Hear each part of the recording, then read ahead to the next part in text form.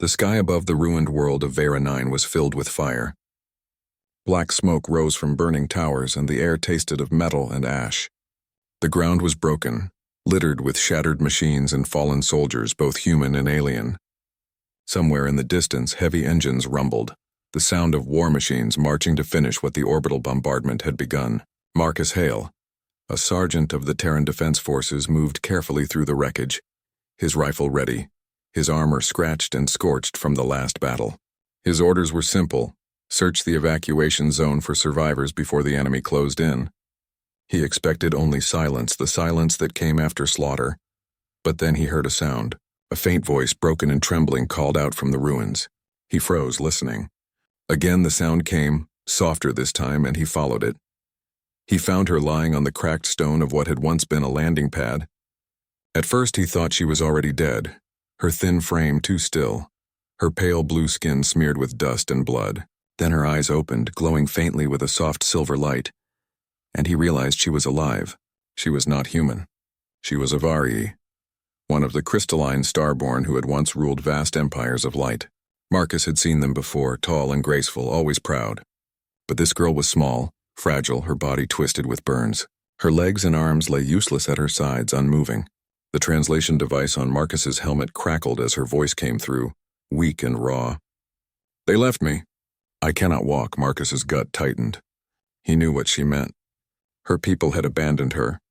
The Avari ships had fled when the Dominion fleet arrived, fleeing fast and cold, leaving behind anyone too weak or wounded to keep up. She had been one of those left to die. Marcus looked up. Above them, the sky boiled with the black shapes of the enemy fleet. The Dominion ships filled the horizon, sharp and cruel, blocking out the stars. They were closing in, and Marcus knew he should move quickly, should call for extraction, should follow his orders and leave behind anything that slowed him down. A crippled alien child would be seen as nothing but a burden in this fight. Humanity itself was already losing ground, and every soldier was needed to survive the coming storm. The smart thing, the military thing, would be to walk away. But as Marcus stood there, staring down at the girl, something inside him refused. She was looking at him, her silver eyes wide with fear but also with a fragile hope. She had been left for dead by her own kind. She expected him to do the same. And yet Marcus could not. He had seen too many bodies, too many innocents abandoned in this endless war.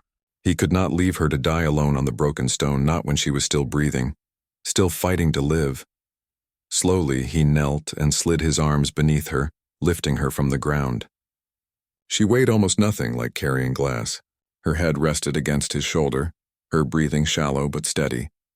She trembled as if she did not believe what was happening. "Why?" She whispered through the translator, her voice no more than a breath. Marcus looked at her, then at the sky where death waited, and he answered in a voice steady and firm. "Because you're not alone. Not while I'm here." The world shook as Dominion fire rained down, tearing apart what was left of the colony. Marcus ran through the falling ash with the girl in his arms, every step heavy, every breath burning. He did not know if he could make it back to safety. He only knew one thing with certainty: she would not be forsaken again.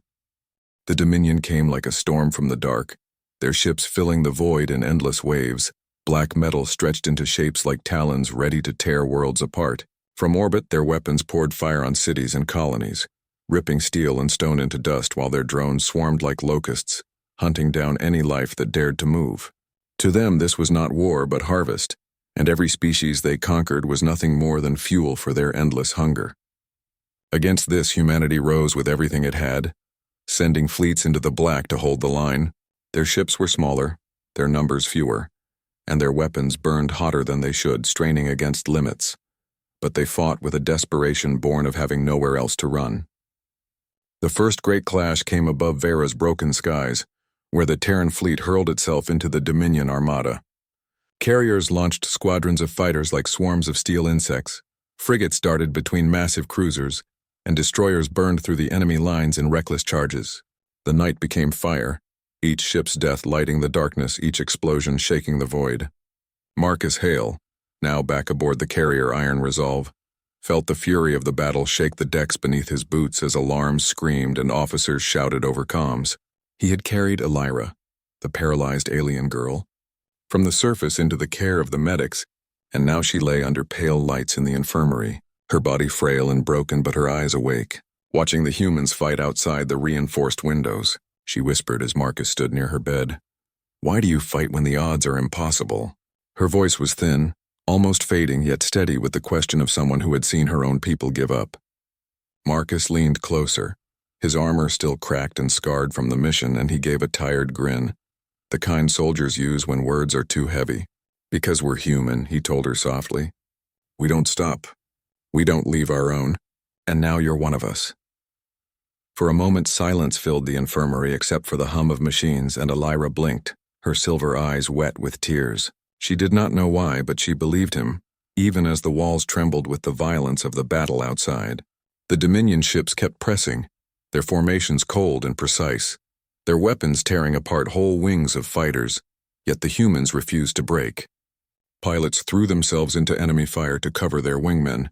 Captains rammed burning ships into larger cruisers just to punch a hole in the wall of metal, and soldiers on every deck swore they would fight until nothing was left. It was not victory, not yet, but it was resistance, fierce and alive. In the command bridge of the Iron Resolve, Admiral Chen muttered through clenched teeth as reports came in of heavy losses, and still she ordered her ships forward. Humanity had always been underestimated, seen as too young, too weak, too reckless. But in that night of fire, it became clear to those who watched that humans were not like the Avari who abandoned their wounded, nor like the Dominion who saw all life as tools. They fought for something else, something that burned brighter than plasma and stronger than steel. And though Elira could not rise from her bed, she felt the fire of it reach her, a warmth she had never known before. She clutched Marcus's hand weakly, as the ship shuddered again under enemy fire, and in that small gesture, she carried with her the fragile seed of belief that maybe, just maybe, these humans could do what no one else had done, stand against the storm. The war dragged on, and the Dominion shadow grew heavier with each passing week, swallowing system after system in their relentless advance, their ships darkening every star they passed until whole sectors fell into silence. Humanity fought back with courage, but the truth was clear. Their fleets were small compared to the endless swarms of the Dominion. Their colonies burned faster than they could be defended, and the hope of survival dimmed with every transmission that ended in static. On board the Iron Resolve, Marcus Hale moved between battles, scarred and tired but never yielding, while Elira remained in the med bay, her body still paralyzed, yet her mind sharper than anyone realized. She had begun speaking to the strategists, using what knowledge she carried from the ancient wars her people once fought against the Dominion, and though her voice was frail, her words carried weight. She pointed out patterns in enemy movement, flaws in their rigid formations, weaknesses hidden beneath their perfect order, and the human commanders listened, surprised at how much this forsaken girl knew. "They think in straight lines," she explained one night over a flickering holomap as Marcus stood beside her. "They do not imagine chaos because chaos is not in their nature. Humans move like fire, unpredictable. That is your strength." Her eyes glowed faintly as she spoke, her voice steady though her body could not move, and Marcus watched her with a mix of pride and sorrow, knowing she was becoming as much a part of this fight as any soldier on the front. Her guidance saved ships, saved lives, and little by little, stories spread among the fleet of the strange, silver-eyed girl who whispered enemy secrets from her bed, and the soldier who carried her out of the fire. Some called her a weapon, others called her a blessing. But to Marcus she was a reminder of why they fought at all. Yet the war was far from victory. The Dominion pressed harder, their fleets like a tide that could not be stopped, overwhelming defenses, breaking human lines, leaving behind nothing but ash. Reports came of colonies slaughtered in hours, of planets turned to glass, of families lost without warning. The weight of it pressed on every soul, and sometimes Marcus wondered how much longer they could stand. Still, whenever doubt rose, he thought of Elira, abandoned by her own kind yet still fighting with her mind, still believing in the humans who had refused to leave her. And so he pushed on. With each battle, Marcus's reputation grew, his courage at the front lines earning him the call sign Ironheart, a name whispered by soldiers who drew strength from the way he stood unbroken no matter how heavy the fire. He became Elira's sword, striking where she guided, turning her knowledge into action, and together they became something greater than either had been alone. But even as victories came, the cost was brutal. Ships burned, friends were lost, and every battle seemed to bleed the fleet dry. Then came the news that chilled them all. The Dominion was gathering an armada larger than any before, a force vast enough to burn Earth itself to cinders. Fear spread through the fleet like a shadow, for Earth was not only a homeworld but the heart of everything they had left. If Earth fell, humanity would fall with it. On that day, Marcus stood by Elira's side, his armor scarred, his face lined with exhaustion, and she looked at him with eyes that held both sorrow and fire. "They are coming for the world you love," she said softly. Marcus only tightened his jaw, his hand resting gently over hers. "Then we'll show them what it means to fight humans on their own soil," he answered, his voice like steel. Though deep inside he knew the battle ahead would be like nothing they had ever faced before. The council chamber aboard the Iron Resolve was heavy with silence, its walls trembling faintly from the distant thunder of battle outside. And the commanders who gathered there wore faces carved with exhaustion, their uniforms dark with soot and sweat. The hollow map at the center glowed with terrible clarity, showing the Dominion armada closing like a black wave around Earth's system. A storm so vast it seemed almost alive, and the room itself felt colder as if the light of that enemy fleet could drain warmth from the air. Every voice that rose spoke of retreat, of delay, of sacrifice, for the numbers were too grim to ignore, and even the bravest officers felt the weight of hopelessness pressing on their shoulders. Marcus Hale stood among them, a soldier with no rank high enough to command but with a fire in his chest that refused to be silenced. And when he spoke, his voice cut through the despair. He told them of Elira's knowledge, of the hidden code keys buried in Dominion systems that only she could recognize, and of a plan so bold it sounded like madness. Strike at the heart of the enemy, slip a single dreadnought through their defenses, and destroy the war mine that directed the entire armada. The commanders erupted in protest, voices rising like clashing steel. It was suicide, they said. No ship could last against such fire. No team could reach the war mine alive. It would be a waste of lives and the last of their strength. Marcus did not back down. He stepped forward into the circle of light, his armor still scarred from the last fight, his voice steady and hard. "We can't outnumber them. We can't outgun them. But we can cut off their head. If we fall back, we die slower, nothing more. If we strike, we have a chance. I'll lead the mission. If no one else believes, I'll go alone." For a moment, silence fell, broken only by the hum of the map. And then, from the far side of the room, a voice rose that no one expected. Elira, her body frail and motionless, had been brought into the chamber by medics at her own request, her silver eyes burning brighter than the lights around her. She spoke with quiet force, her words filling the chamber as if the walls themselves leaned closer to listen. "My people abandoned me. I was nothing to them, broken and left to die. But you gave me a place when I had no place. You gave me a reason to keep breathing when I had none. Let me give you something in return. Let me help end this war." Her voice shook with effort but not with fear, and the commanders who had dismissed Marcus's plan fell silent, for there was no denying the truth in her words, no denying the strange strength she carried even in her broken form. Admiral Chen, who had seen more battles than anyone in the room, studied her for a long moment before finally nodding. "So be it," she said. "We will strike the war mine. The Iron Resolve will lead the way." The room exhaled at once, half in fear, half in hope, for the decision had been made. Later, as the ship prepared for the impossible journey, Marcus stood with Elira in the quiet of the medbay, the stars visible beyond the reinforced glass. She looked at him with a fragile smile, her voice soft as wind. "You fight as if the universe depends on it." Marcus placed his hand gently over hers, his eyes locked on the endless dark beyond the glass. "Maybe it does," he answered, and when the engines roared to life and the Iron Resolve turned toward the heart of the enemy, every soul aboard knew they were flying into death. But they also knew something else, something the Dominion could never understand. Humans were at their most dangerous when the night was darkest, and they had nothing left to lose. The Iron Resolve cut through the black like a spear of fire, its shields glowing red under the endless barrage, its decks trembling with every hit. Yet it did not falter as it drove deep into the Dominion armada, slipping past walls of enemy cruisers with reckless courage. Around it, human fighters darted like angry sparks, weaving between swarms of drones, sacrificing themselves to carve a path for the dreadnought to reach its target. Inside the ship, Marcus Hale led his strike team, armored soldiers with faces hard and grim, each one knowing the chances of return were slim, yet none turning back. Elira's voice came through the comms. guiding them from the medbay where she was connected into the ship's systems, her alien mind working in harmony with human technology to jam enemy signals and open narrow corridors through the chaos.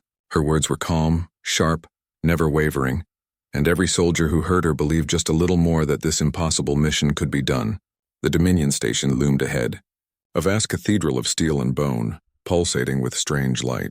Its size so monstrous it seemed to dwarf the moon it orbited, and at its core lay the Warmind, the intelligence that commanded the fleet like a single heartbeat. The iron resolve smashed through the last defensive line, venting fire and smoke, and Marcus's team launched into the void, crossing the gulf with thrusters before breaching the outer hull of the station with explosive charges. The corridors inside were a nightmare of alien metal, twisting shapes that seemed alive, walls that pulsed with the rhythm of a heartbeat, and soldiers whispered prayers as they moved, rifles ready, knowing the enemy was everywhere. Dominion warriors came at them, tall and cruel, their bodies armored in living exoskeletons, their weapons shrieking with plasma fire. The air filled with screams and thunder as the humans fought their way forward, every step earned with blood. Marcus pushed through the storm, dragging his men onward, his armor scorched, his voice steady as he shouted orders, his determination a shield that kept them from breaking. More fell with each hallway, more names added to the silence of the dead, but still they advanced, guided always by Elira's soft voice in their ears, showing them paths through the labyrinth, opening doors that would have been sealed, whispering warnings of ambush before they struck. At last, they reached the heart chamber, a vast cavern filled with blinding light where the Warmind itself loomed, a towering figure of steel and living flesh, a monstrous god bound in machinery, its many eyes glowing with cruel intelligence. Its voice boomed through the chamber like thunder rolling across a battlefield, deep and merciless. "Foolish human," it thundered, its words reverberating in Marcus's skull. "You fight for the broken, for the useless, for the paralyzed. You are nothing but dust before my power."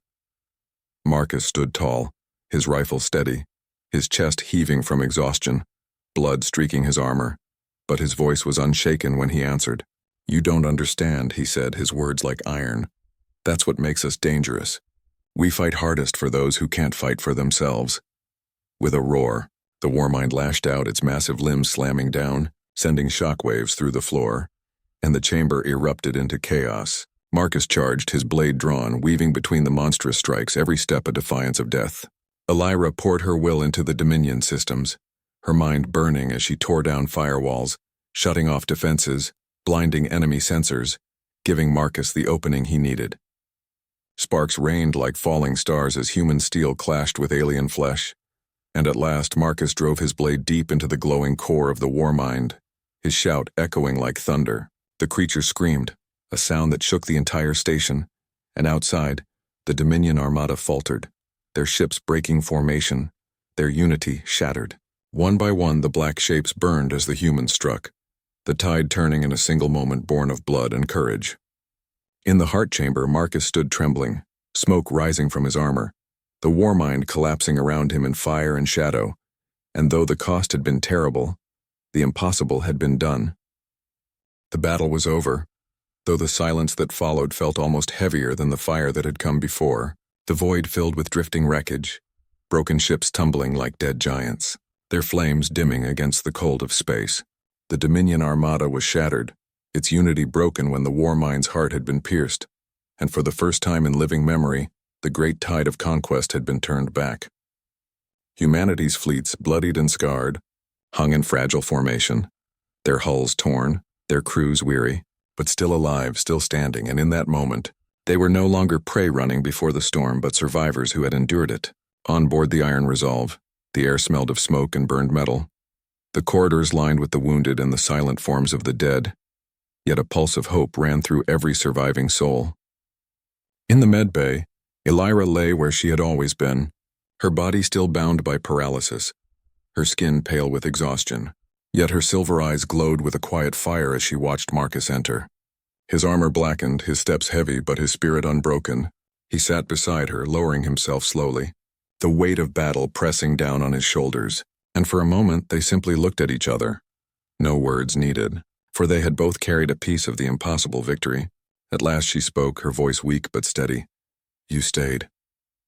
The words trembled, not from doubt but from the raw truth of what they meant. Marcus reached for her hand, scarred fingers wrapping gently around hers, and he answered in a voice rough with fatigue yet full of conviction. Always. Outside the medbay across the galaxy, the story was already spreading, carried in the voices of soldiers, in the transmissions of survivors, in the whispers of those who had watched humanity stand against the storm. They spoke of a paralyzed alien girl, abandoned by her own kind, who had become the key to victory, and of the human who refused to leave her, who carried her from the ashes and fought with her until the end. To many it became more than a tale of war. It became a legend, a truth burned into the heart of every soldier who heard it. Humanity was no longer seen as a fragile young race, struggling to survive against the darkness. They were seen as something fiercer, something more dangerous, because they did not fight for glory or conquest or pride. They fought for each other, for the broken, for the forsaken, for those who could not fight for themselves. Illyra, once a forgotten child of a proud and distant people, now carried within her the living proof of what made humans different. And as she lay under the medbay lights, she felt a warmth she had never known, a belonging she had once thought impossible. Marcus stayed by her side long into the silent hours, watching the stars beyond the glass, each one now shining with the promise of survival. And though he knew the war was not truly finished, though he knew the Dominion would one day rise again, he also knew that whatever came, humanity would endure, for they had shown the galaxy a truth no darkness could erase, that even when abandoned, even when broken, even when the night seemed endless, there would always be someone who refused to turn away. And as the iron resolve drifted among the ruins of victory, carrying with it the wounded, the fallen, and the living, Marcus closed his eyes for a moment and let the weight of it settle in his chest, not as despair but as strength, because he understood now more than ever that the true power of his people was not in their ships, nor in their weapons, but in their hearts, and in that truth lay the promise that humanity would never be conquered.